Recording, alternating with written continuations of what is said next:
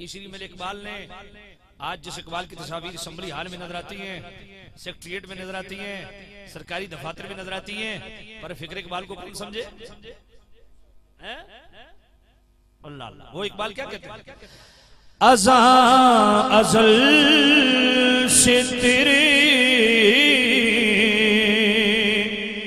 इश्क का तराना, अज़ा अज़ल से तेरे इश्क का तराना बनी, नमाज उसके नजारे का एक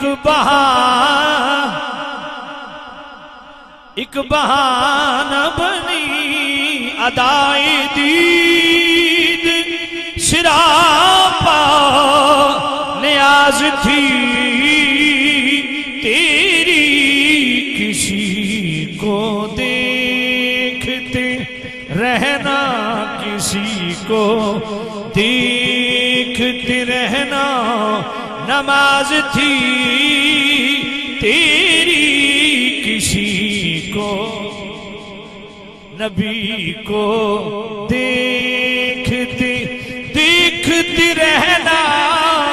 देखते रहना, देखते रहना,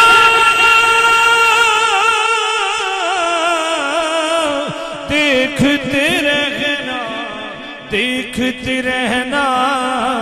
किसी को देखते रहना, अदाए दीद सिरापा न्याज थी तेरी, किसी को